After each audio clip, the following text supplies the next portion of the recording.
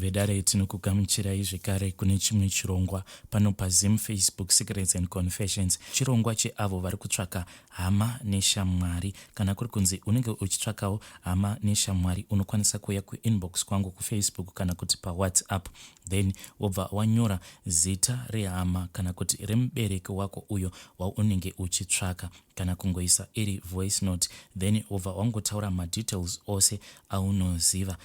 Dzimwe nyaya dzacho dzinoita kurwadza because munhu anenge achitotsvaka mubereki wake apa asingatombozivi kunyange zita remubereki wake. Pane imwe nyaya yandakatumidzirwa namukoma vedu. Hanzi, makadii zvenyu mukoma Nashi? Yangu handizivi kuti ndingaiti iconfession kana kuti isecret yemumhuri here, but zvinhu izvi zvinogara zvichingonditambudza mupfungwa dzangu kuti nditi ndinoziva dzinza rangu here kana kuti nditi handirizivi, because ndiri kutotsvakawo dzinza rangu but hakuna kana anomboda kundibudira pachena. Amai vangu vachiri vapenyu. Pose pandinozama kuti ndinge ndichivabvunza kuti nhai amai, ko baba vangu varipi, amai vangu vanotosvika pakundibloga because pari zvino ndakabva ndazongoramwa. Kunyange kuZimbabwe kwacho ndakabva ndaramwa kudzokera kuZimbabwe nekuda kwekuti nyaya iyi pose pandinozama kuti inge ichitaurwa, madzisekuru angu, hama dzaamai dzinobva dzasimuka kuda kutondirova. Kunyange sekuru vangu pavainge vachiri vapenyu, pandakatombozama kuti ndinge ndichivabvunzawo kuti nhai sekuru, ko baba vangu avo vanonzi vainge vachikushandirai, hamunawo here dzimwe hama dzavo dzamunoziva kana nhamba dzavo dzechitupa? Apa ndainge ndichitira kuti kana ndikawana nhamba dzechitupa dzavo, zvimwe kuda ndinokwanisa kuzoziva kuti ivo baba vangu vanobva kupi. Asi sekuru vakabva vatopotsa vanditema nespedi iyo yavainge vakabata. Kubva zvandakazopotsa ndatemwa nespedi iyoyo nasekuru vangu, ndakabva ndazongoramwa ndokubva ndazouya kuno kuJoni, ndikabva ndangoti kuZimbabwe kwacho handichadzokeri because chandinodzokerera chii?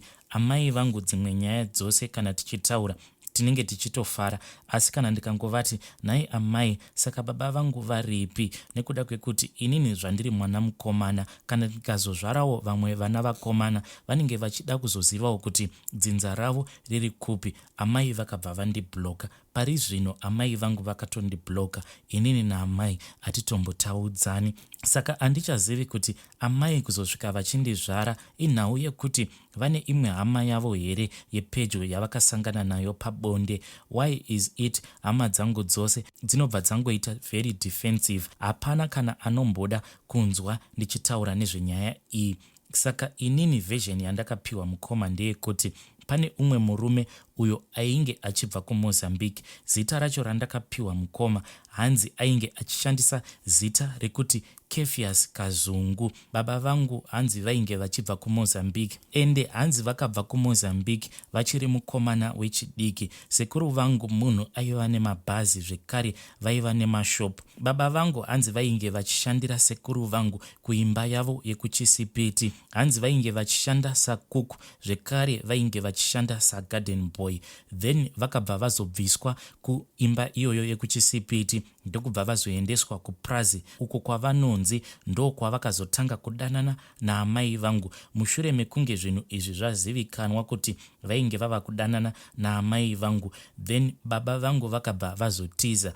Kutiza kwavakazoita hanzi vainge vachitya kuurawa nasekuru vangu. Ndo history yoga yandakangopiwa iyoyo. Kana ndikazoda kuita go deep nenyaya iyi, vanhu vose ndo pavanobva vazotanga kuita hasha.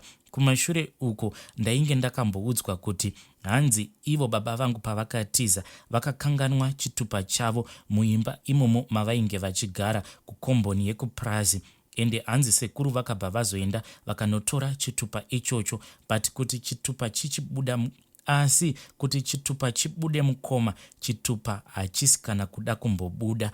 Ndosaka ndichifungidzira kuti zvimwe kuda ivo amai vangu vane imwe secret yemumhuri yavasingade kundiudza. Saka ndiri kutodawo kuti vedare vange vachindibatsira. Zvimwe kuda pane imwe secret yemumhuri yandisiri kuudzwa. Saka pari zvino ndiri kutsvakawo baba vangu avo vanonzi Kefias Kazungu vanobvawo kuMozambique, ende handitombozivi kuti kuMozambique kwacho vanobva kumasaidi ekupi. Kana kuinewo munhu anoziva murume anonzi Kefias Kazungu, please ndibatsireiwo. Kana kuri kunzi Kefias Kazungu akateerera, baba ndiri kukutsvakai nekuti ndine zvimwe zvinhu zvinondinetsa mukurarama kwangu. Kana makateerera, nhamba dzangu ndasiya kuna mukoma Nashi.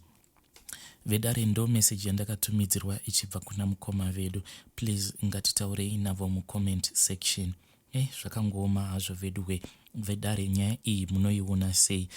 Please let us talk about this issue in the comment section. Ndekei tibva taenda panyaya yedu inotevera. Makadi mukoma Nashi, tinokutenda nemabasa enyu akanaka munoita. Mwari akuropafadzei.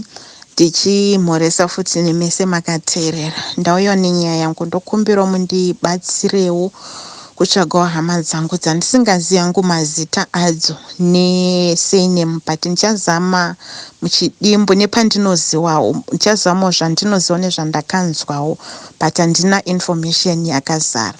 Saka zvakaitika ndezvekuti mai wangu wakashaya. After mai wangu ashaya, hawana kunge wandudza kuti ini ndozvarwa kupi, even zita surname yababa wangu. Apa ndotsvaga hama dzekwababa nehama dzekwamai wangu.